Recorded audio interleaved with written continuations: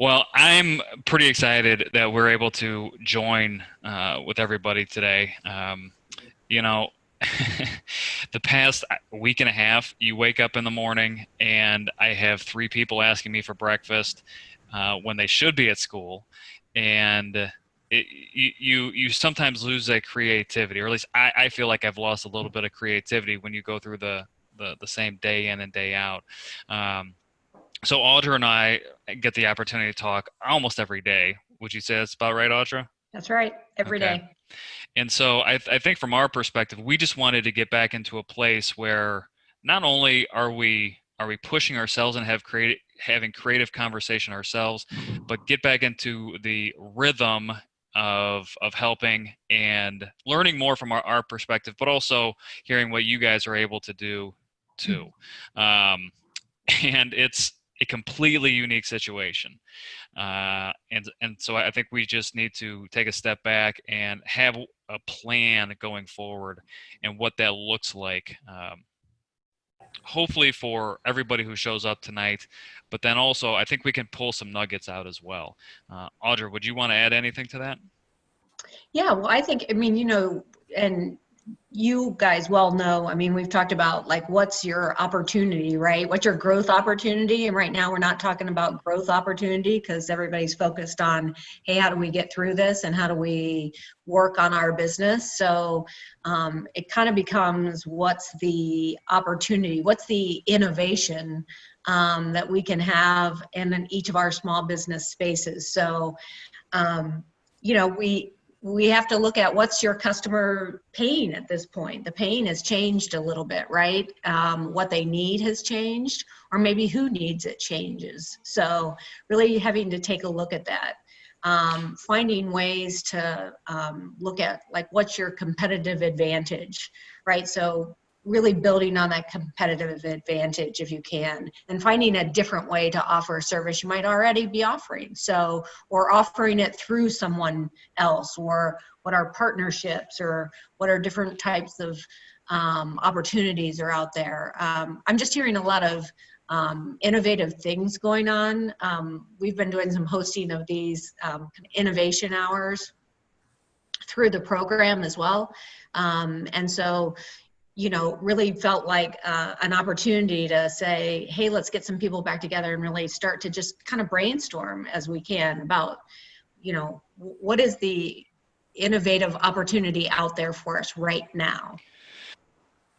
I think that's good, Audra. And our plan right now is offer a series of these innovation hours where we can kind of go deeper on specific parts. And so that otherwise, I think we'll start taking too many tangents, and we may not get as much meat out of that conversation. So, Audrey, you said something about new opportunities, but you also talked about. I'm sorry. I wrote it down. You looked at pain point. You talked about pain points. Right. Okay. So let's just start the conversation there. Let's have a conversation about your existing clients, but the new needs that they are experiencing at this point in time. So are there, and we can open up to anybody here. Tammy, Daniel, Renee. How we doing, Renee? Birdie?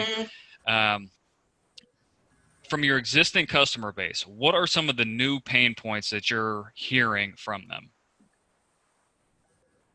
I can start. For me, I kind of saw that we were going to be needing to close. So I actually had a client reach out to me and ask, what would she do for her color? Because she's one that's in every 4 weeks. She's religious about getting her color roots touched up. So her concern was, what do I do to color my roots? Do you have any recommendations for products? So I emailed her back and I said, honestly, I don't know what else is out there other than professional products. So I couldn't, in good faith, recommend something to her. So that morning I was on my walk and I thought, you know what? Why can't I send her color? I know her formula, I know the measurements. It's something that I can offer our clients until we get through this. And the ability to, one, color their roots, two, not mess up their hair, to prevent us from having to do a lot of corrective color when we are able to reopen, because I guarantee you that would happen. And then I was speaking to my receptionist about it, and she said, you know, the other problem is going to be that clients need to get their gel polish off. And those of you who've worn gel polish know that it does not come off easily. And if you peel it off, you destroy your nails. So she came up with the idea of putting together a gel removal kit. So literally 2 days after we closed, we were able to send out an email to all of our clients, letting them know that we were going to have these emergency color kits and emergency gel removal kits. And the response was absolutely amazing. And we're seeing a huge number of people who are purchasing the gel removal kits, just because that happens a little quicker than touching up of the roots. So the color touch up is going to be more gradual as people need it, because some people are going to try to wait if they can, but this gives them something if we are not able to open back up anytime soon. So, and people are super, super grateful for it. It takes the guesswork away from, you know, them. The other thing, we just sent out today another email advertising all of the products that we have. Not specific products, but our current clients know what they normally purchase, and I've also put together a couple of other little cute package deals, just to kind of little luxury items that they can do at home, and we're going to continue to offer those. So my growth opportunity actually is being put in place here, where, you know, that I talked about being able to ship products to clients, and the research that I had done allowed me to be able to get this together literally in a 2-day time span. So I'm super grateful for that. So that's where I am right now, is just getting the clients to not forget about us and also giving them a way to support us, you know. Okay. I want to write that down. Not forget about you. Okay. Yep. Daniel, what do you think? Well, I happen to be in a business where I'm fortunate enough to still be open, because my research has shown me at least that what we do is falling under the essential business category. But my customers' activity has dramatically dropped this week. A lot of customers coming into the store. So we're doing 2 things right now. One is we're offering free pickup and delivery for customers that don't want to leave their home, or can't leave their home, or can't leave their workplace. We haven't had anyone take advantage of that yet, but I've just started marketing that part of it. So I feel like that's a huge thing that will impact our business and will help customers. And another thing which we are trying to roll out within the next few days is the ability for us to remote connect into customers' computers, so that we can also help them while they're at home or while they're at the workplace. So those are 2 things that we're trying to do that, you know, are direct result of what's happening right now. Hey, Daniel, what about any of your school clients, or in doing the Chromebooks and things like that? Are you seeing any pickup of that, or any opportunities there with schools that now are using many more of their electronics now? Well, our one customer, and you probably heard me talk about Millennium many times when I was in the class, right now that is picked up. I took a lot of about 30 Chromebooks yesterday, and they gave me 25 more to come back. So that customer we've seen a dramatic increase, but we've been trying to get into other schools, and we've had some contacts and we've quoted, but we haven't made relationships yet.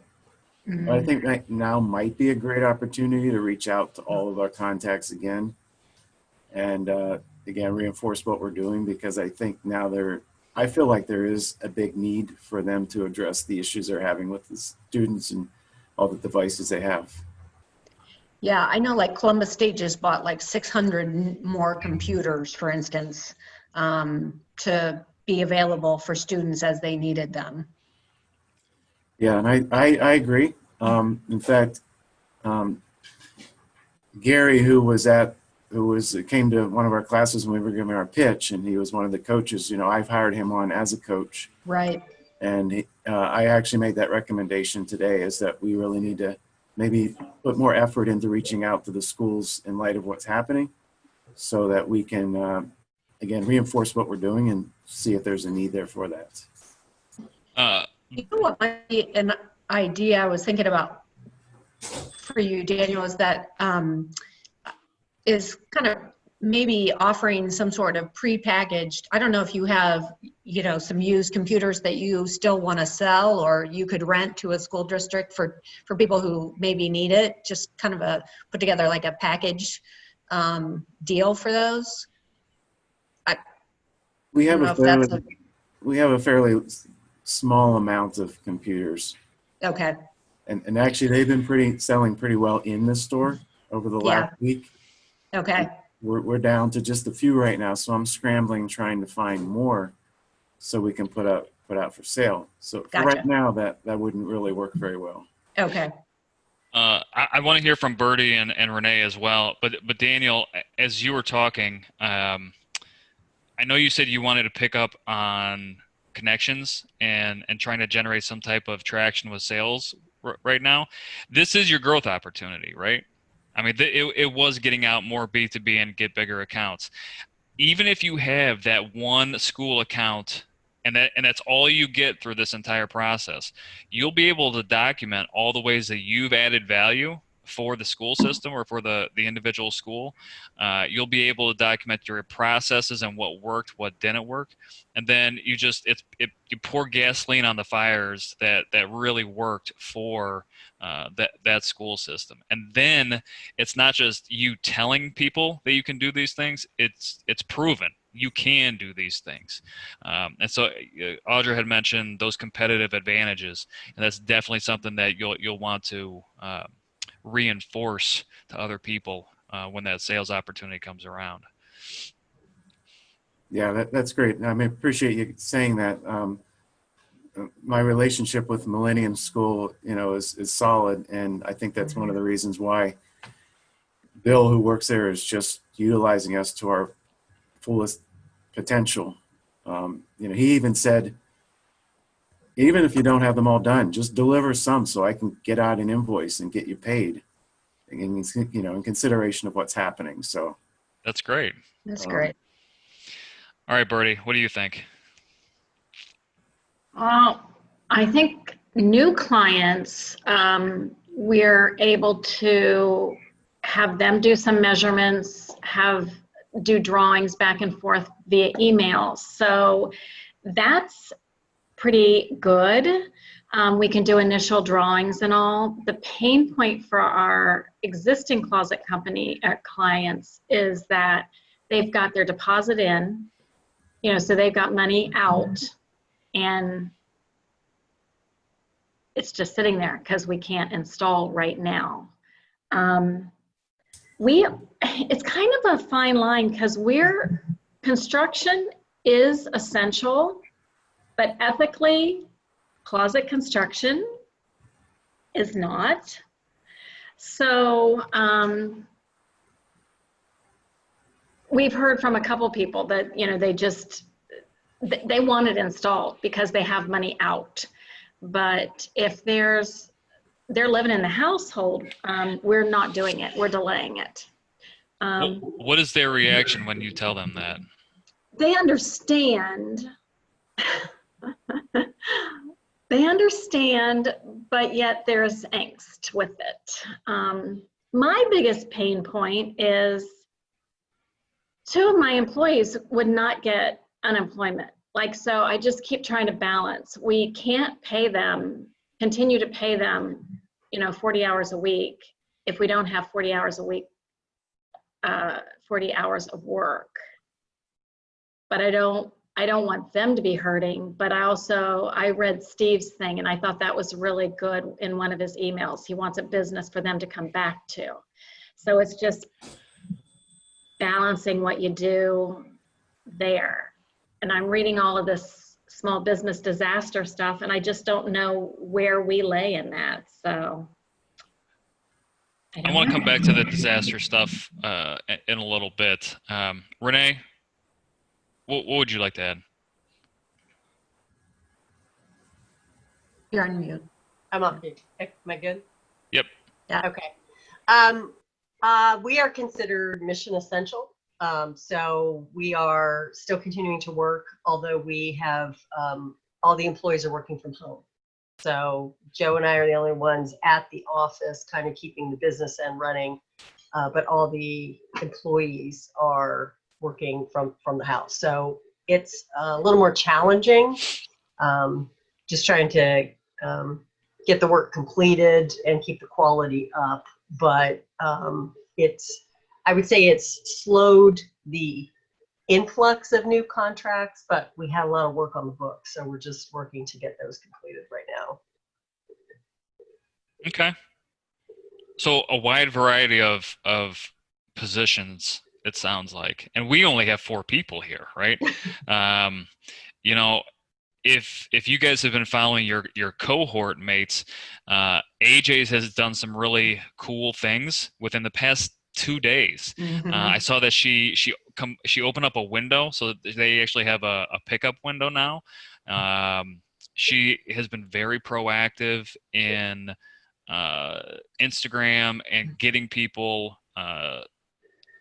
to understand the new operation that they're trying to engage in. And when you look at all food providers, quite frankly, that's a big step for them. You know, everybody's been to Tom's Place, correct? Mm-hmm. He doesn't really have that option for a pickup window. I mean, you're physically going in there, and I know it's located just down the street from Tammy, right? Yeah, it's just down the street from me. So, you know, with the lunch crowds, there's just certain things with your existing customer groups that you're not going to be able to rely on, and that's why innovation is in the here and now is going to be so critically important for that. So, I know Tammy talked about this a little bit, and so did Daniel. How are you guys listening to your customers right now? Is it just in one-off conversations? Is it via email? How are you reaching out to them? How are you getting that primary data back? For me, it's several different avenues. So our email address is out there and for inviting people. So when I send out the emails that I'm sending out that are promotional, they can contact through email. There's an email button, and then they can also text or call the salon. They have the ability, and they're doing all 3. Okay. Yeah, we have different methods as well. We've done an email blast. We receive emails. We have a lot of people calling just asking if we're open because they don't know who's open and who's closed. And a lot of people have told us that other repair shops like ours are closed. So I don't know if I could say we're getting a lot of feedback. I'd like to know more about what their needs are and how we can better address them, but I'm not getting a lot of information right now regarding that. Okay. And Bertie, I assume yours is done a lot over the phone on a one-on-one basis. On the phone and then email. The initial is a lot of times on the phone, and then it's email back and forth with tweaks and designs and questions. Okay. So Audra, I have on my list things that I heard on ways to add value based upon what your customers are saying. Did you pick out anything from the explanations or what our group is talking about? Hold on one second, Audra. There you go. There you go. Sorry. On ideas for innovating in their businesses? Well, just, I mean, trends that you heard, anything that you picked up.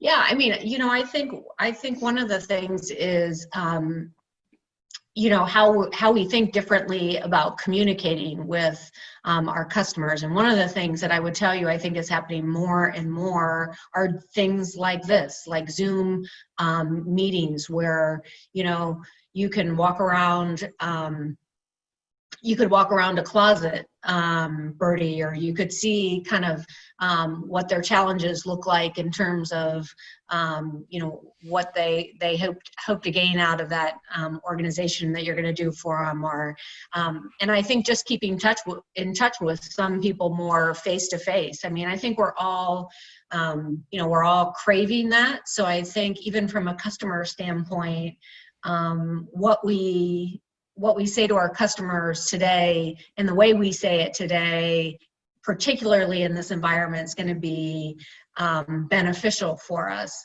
And, you know, one of the things I heard a small business say just recently was people are reading social media more now than ever before for her business. Now, this was a retail business, but keep in mind, people are consuming a ton of social media right now for a whole variety of reasons, everything from getting their news to you know, getting some comic relief. And so making sure, back to the culture piece, making sure that you're, you know, following through with what your culture is and what you want to be known for, and how you want to be viewed by your customer, and what value, again, back to the value that you add.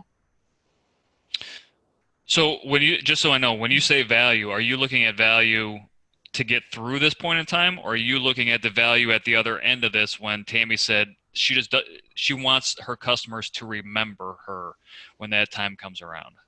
Yeah, I think it's twofold, right? I think it's today, how you get through it. They're gonna remember today, and when you get through it.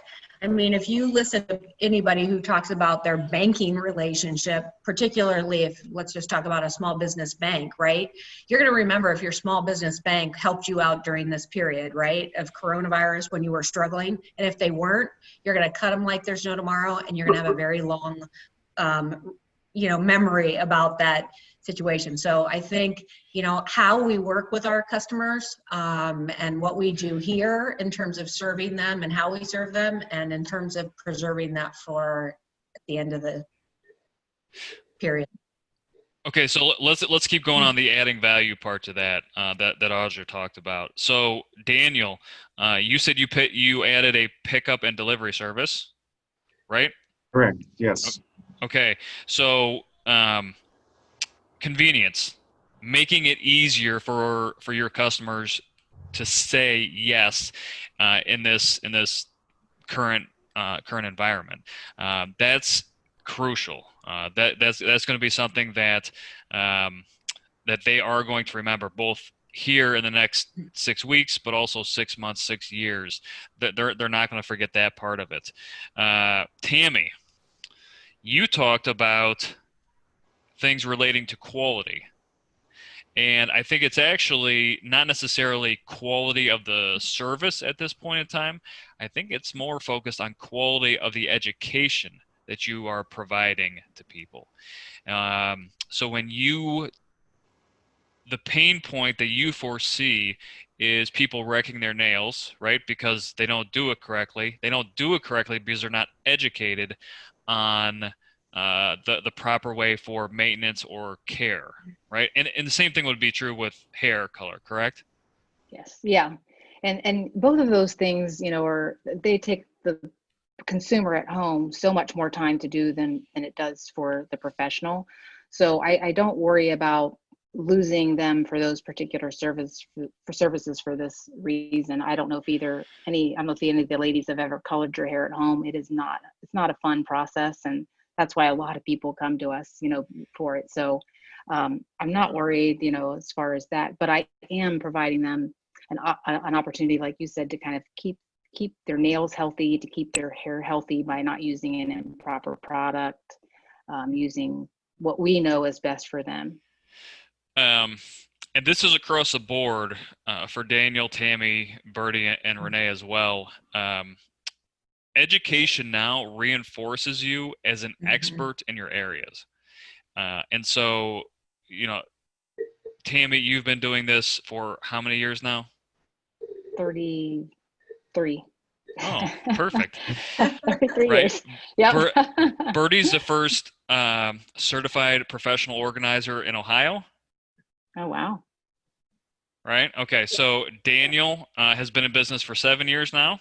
Yes. Yes. Right. And Renee's business is decades old at this point in time. Right. Yeah, 36. And so I think, listen, I know that information. Audra knows that information. You know that information, but your customers don't necessarily care, maybe is the right word to say, in their daily lives. The fact that Bertie's the first certified professional organizer isn't going to cross their mind. But if every social media video, if every email, if every phone call goes back to reinforce that expert or expertise position, then when you provide education, when you provide any type of marketing, it's not coming from a place of white noise. It's coming from a place of professional, revered, intelligent. And so it already starts to garner more and more awareness inside the minds of your current customers, because that's all we're trying to focus on right now. We're not even worried about new customers at this point in time. And then customer service. I heard customer service over and over and over again. Now I know Audra has an example of this, but Renee, I'm actually interested to hear what you have to say about customer service and how that plays out. Yeah, it's been a little more challenging just because, you know, we have our processes that are documented that we follow to make sure the quality is good. And without having people in the same location, it's been a little bit more of a challenge. So we've had to increase communication between ourselves and be responsive to the customers when they do reach out to us. Most of them are also working from home now. So we get very few phone calls now, most of the communications by email. So it's just being responsive as soon as we get an email, making sure that we're replying, we're delivering our products on time, and we're keeping the quality up to what they're used to getting from us. So are you only concerned from a customer service standpoint right now of not falling off, or are there certain things that you could do to increase it? I probably right now my concern is not falling off. We've been receiving a lot of I'd say COVID-19 emails from our customers that just says, you know, we're aware of the situation and we're doing our best and we're here, you know, we're still open, and so we're actually going to draft one that we're going to send out to our customers probably tomorrow that just says, you know, in this challenging time, we're doing, you know, we are still open, we're still in business, we're still going to do the same quality work that you're used to. You know, please contact us if you need us, or if you have any questions or concerns. So that way, we're still top of mind, so they don't forget we're here. They know we're open. They know we're still operating. You know, we'll put the reminder in there. You know, the 35 years of quality and service you're used to getting. We're still committed to that. Renee, how many customers do you have? Active customers, I would say 25. I mean, if you look at my numbers across I probably have 50, but not all of them are active. But actively, I'm 25 projects at least we're working. Okay, I have a suggestion, but I kind of want to play this out before I offer it at the end. Okay, we heard Bertie talk a little bit about customer service as well. Audra, you have some experience working with marketing companies, marketing services, right? Yep. Okay, so what does customer service look like from their B2B work that they do? Yeah, so from a marketing perspective, you know, the customer service really is about working with your customer on their needs in terms of obviously the marketing that they need. So, I mean, one example of you know, what really kind of innovating in this space has looked like from one marketing company that I've worked with is that they had several different customers who were doing Google AdWord buys for. So they were working with their customers to help them get more leads. And then when COVID-19 started to happen, their customers started to pull back. And this was a monthly, it wasn't a subscription base, but it was a monthly revenue stream for the marketing company. And they were, you know, obviously very concerned about losing that revenue. But the customer that came to them and said, you know, look, I want to pull back my ad buy. So the marketing company went to them and said, hey, how about in lieu of your monthly ad buy, how about if we do targeted messages for you to your customers all around the COVID-19 situation and how you're positioning your business for your customers. So it ended up, actually, it was a great service for the customer because they then got professional messaging out that was along the lines of, along the lines of their brand and their voice. And they were able to retain that income, that monthly income from their client, so that they didn't, so they provided a different service. So they looked at that and they said, hey, we know you don't want this service. We hear you. We think we can do this service for you. How are you communicating with your clients? And then pitch the communication strategy instead of the AdWord buying. Bertie, I know that would not work for closet installations. Would that have any realm of possibility with organizing clients?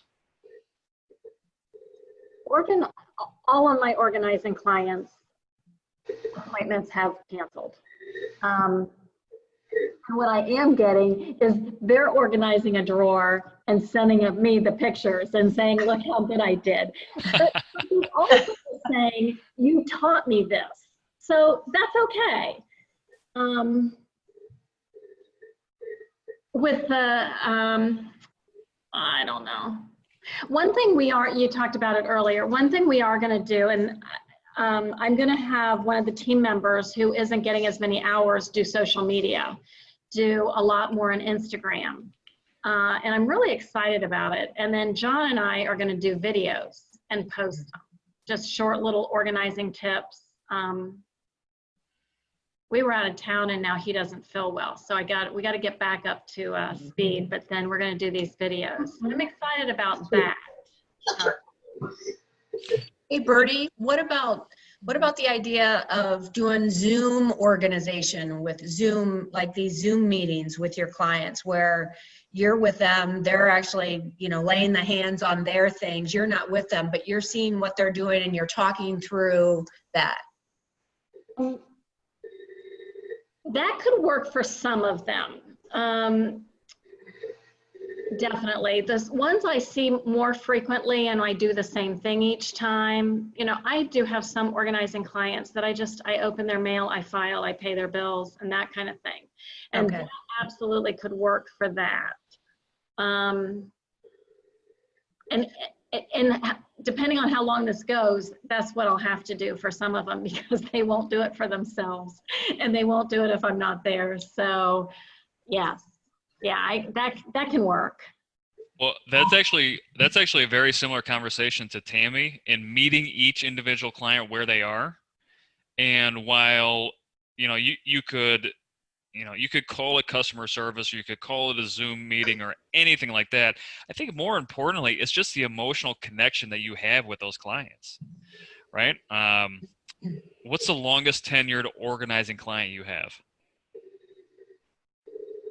2001. Okay. So yes, they still like the services, right? Yes, they like the end result of it. But my guess is you're more friends with that person now than it is a business relationship. And Tammy, Yeah. I would say probably some of your longest standing clients are the exact same way. They're more friendships at this Yeah. point in time. And so so the people on my screen, Tammy and Bertie are on this side and Renee and Daniel are on this side. So people over here, right, it's more emotional, right? It's relationship focused.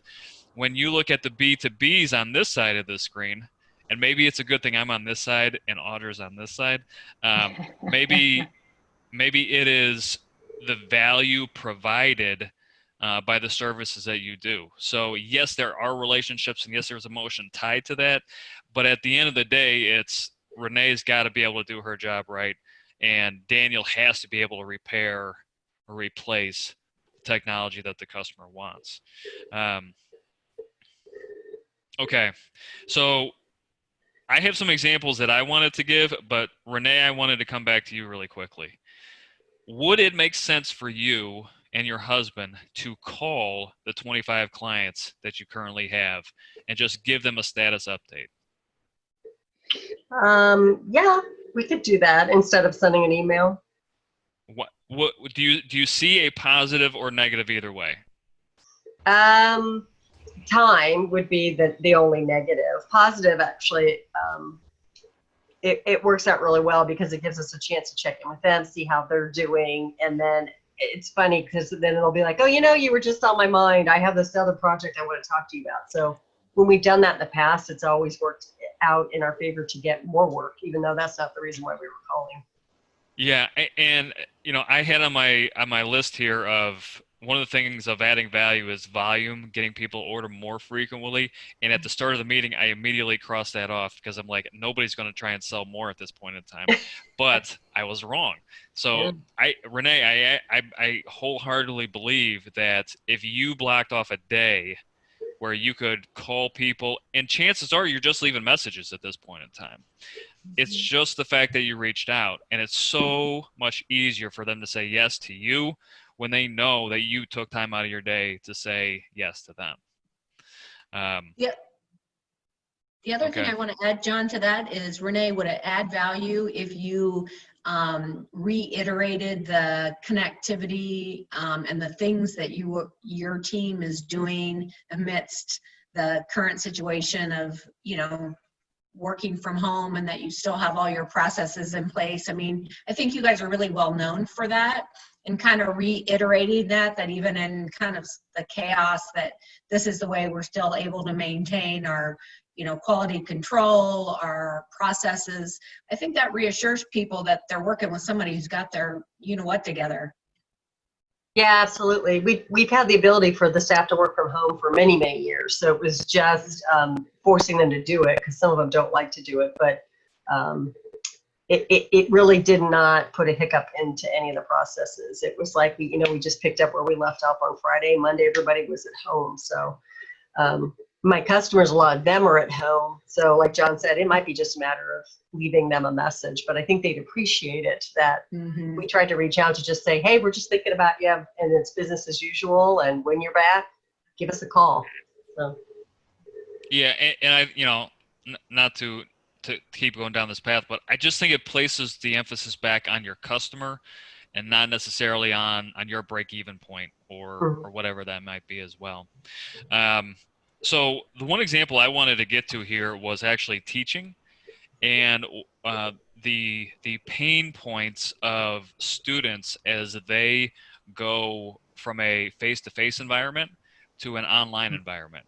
I actually heard within the past couple of days, Ohio State has gone to pass-fail. Students can choose to do pass-fail grading. It started with just their general education electives, but now has gone to the entire gamut of courses at Ohio State. But I wanted to bring up my wife because she teaches 6th grade English and has never had any experience in online education, online teaching, the pedagogy that goes behind that. But what she does know is that 12-year-olds cannot sit still for any length of time. Not to mention my soon-to-be 12-year-olds or my 8-year-old. We're always doing something. So think about how you talk about poetry, or you teach conjunctions, or I'm forgetting my 6th grade English now. Whatever she teaches, but do it in this format, right? And so one of the things that she did at the beginning of this was she just wanted to try and recreate the environment that they have in the classroom, but over the computer at home. And so she's already started doing, Monday is going to be wear your favorite hoodie day to class.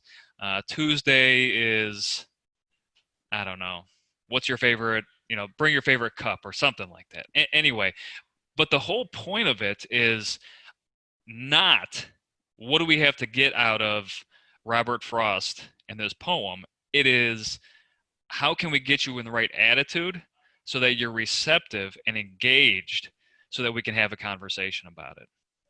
And Renee, when I asked you that question about phone calls, that's what I was thinking of. It's not necessarily, they know what you're capable of, right? They're one of your clients. They're going to be one of your clients. But it's getting them in the mindset to say, yes, this is why I signed up with her in the first place, right? And Daniel, that's especially the case with you, especially as you look to grow the school or the B2B side of your business, it's getting them in a mental state to say, yes, I'm willing to listen to you, and yes, I want to, pursue this further with you as well. So that's kind of how I wanted to put a bow on what I was going to say. Audra, or anybody want to add anything? Can I have on a side note? Every morning, the first thing I do is I check in with all of my employees at home just to see how they and their families are doing. And the feedback I'm getting, they're like, it's the thing that they looked and their spouses look forward to each morning is when I'm checking in. They want to know how everybody else is doing, how we're doing. And I told them, I said, you know what, I'm really enjoying this. I'm going to continue to do this even after everybody comes back to the office. Is just go down the hall and check in with everybody, how they're doing and what's going on at home and that kind of thing. So it's fun. Wonderful. Yeah. Great. Tammy, Daniel, Bertie, Audra, you guys want to add anything? One of the things that I did today in the email that went out to all of the clients was kind of let them know the procedures that are going to take place when we reopen, because we've had a lot of questions about how is that going to work. So basically, I laid it out that all of the clients who had appointments on our schedule that we had to cancel, they will be contacted first because they had pre-scheduled appointments on our book. And then I also let the rest of the clients know that if they wanted to be put on a list, we would to send me their name, or that when they email me, I'll know their name. But if they wanted to send the service that they desired, who they wanted it with, and that way we could, so I have a running list, and I got several responses today of people who wanted to be added to that list. And so I think that gives the clients comfort in knowing kind of that we've got this mapped out of how we're gonna move forward once we are able to open, because it is going to be chaotic. Like, we are going to be busy beyond belief. I think we all will be busy beyond belief, busier than the holidays ever are. So I think getting that out there so the clients know what's going to happen makes them feel a little bit better, and they're not wondering like, how is this going to work? Wonderful. Daniel, what do you think?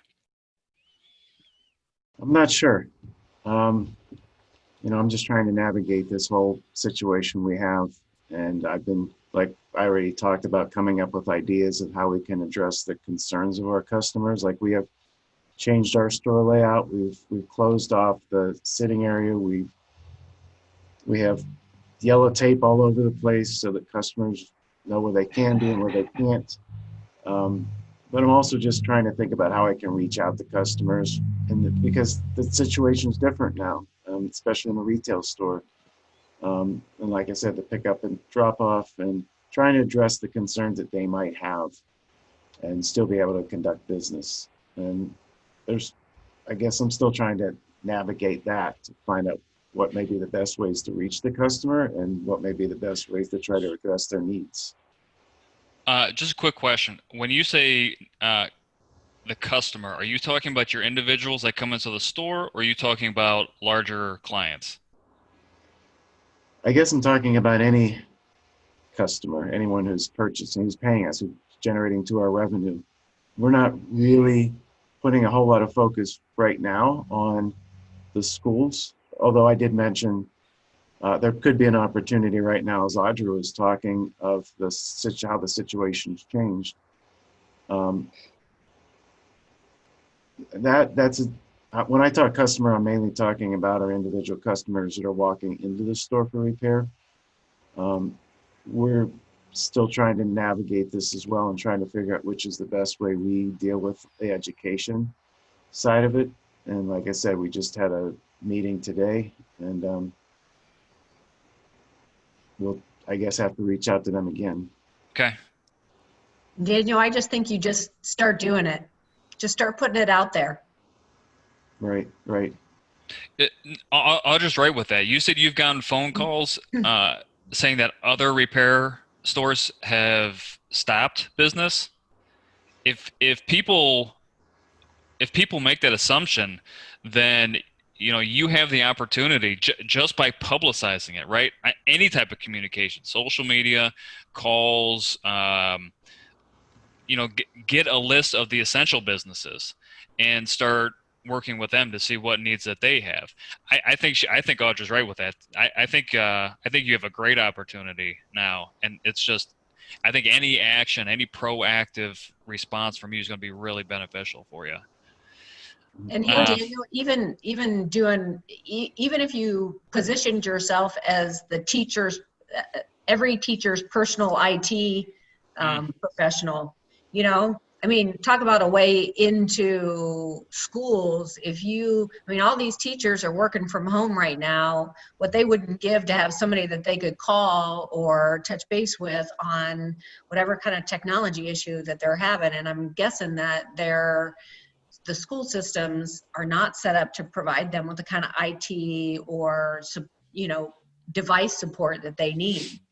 I mean, you could even wrap in some of your guys that have, even some software expertise and things like that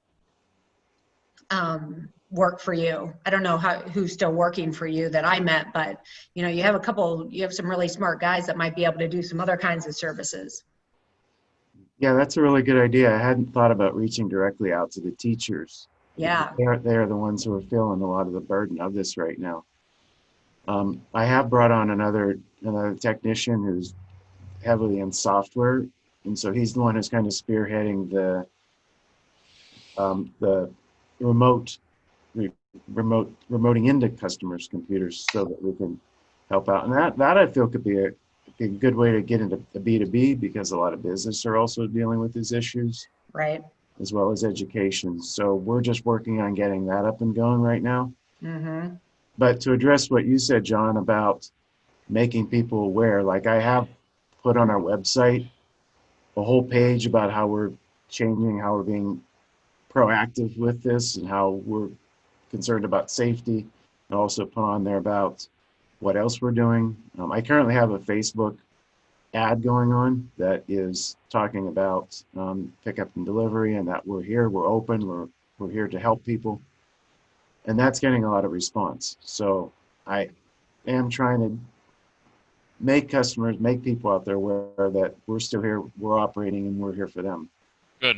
Awesome. Bertie, did you have anything you wanted to wrap up with?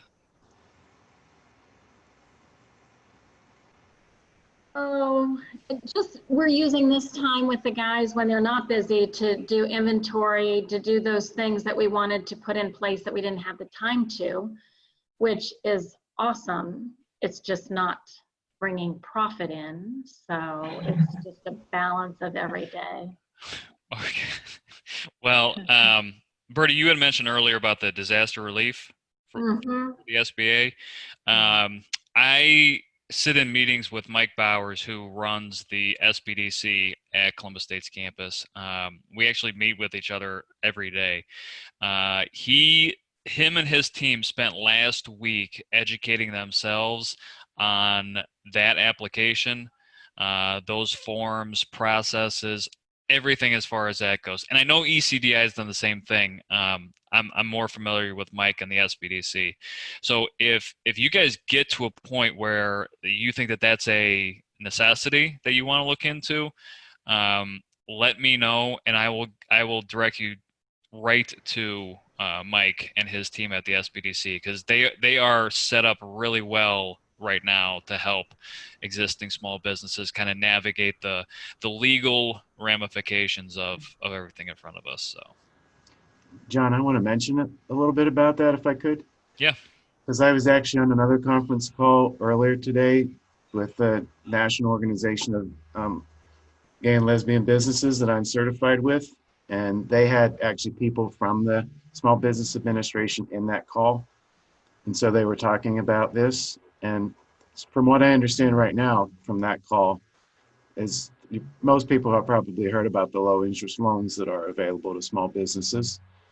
It sounds like as long as those low interest loans are used to pay vital expenses like wages and rent, that will be forgiven.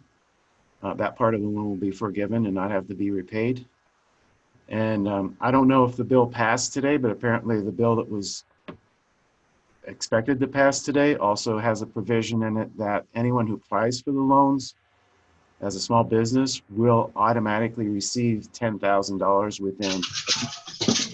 within a few days, that as they process the application. So you'll get the 10,000 within a few days, and then they will process the application. And from what it sounds like, they're going to be very lenient on what they're using as criteria to approve the applications. And so it sounds like they pretty much said every small business should apply, their words. So I think that it's worthwhile thinking about. And I've heard that too. I would say I've heard it takes about 5 hours to complete the application process. So obviously there's a lot, that they're going to ask you for. But that's, one of the great things coming out of the program that you all have the advantage of is you have a lot of that information that you've already compiled and put together. Dust that off and put that application in. I've heard some of the same things. I couldn't give you definitive on the fact that things are going to be forgiven, but certainly I think that's on the table as a discussion point. But I have heard, fill it out if you think that those funds could help you cash flow wise and keep your business afloat. Yeah, I sat through from the Small Business Majority, and they sent a link to replay the webinar. So I'll be happy to forward that to Audra and John, and you can push that out if anybody's interested in listening to it. But they went through all the 3 different bills that have gone, the 2 that have passed, the one that's still going, and it explained all about the loans and what you have to turn in. And they even said it's a max of $2 million, but you don't even have to ask for that. You can ask for a little bit now and then go back and ask for more later. So it had a lot of information. I'll forward that out to you guys. Thank you. Thank you. Well, Audra and I plan on doing more of these in the coming weeks. So if there is a topic that you want us to focus on, please send it to us so that we can do a little bit of digging prior to get on here with you guys. And thank you. I really enjoyed this. Hopefully you guys found the last 52 minutes like last semester, a little bit maybe. And yeah, I thank you for your time tonight, guys. Thank you very much. Oh, thanks for having Thanks, us. everybody. It was great to see everybody. Yeah, it's very nice. Yeah. All righty. Well, we'll send that information out and we'll be in touch, guys. Thank you. Okay. Thanks, Thanks. guys. Bye. Bye. Bye.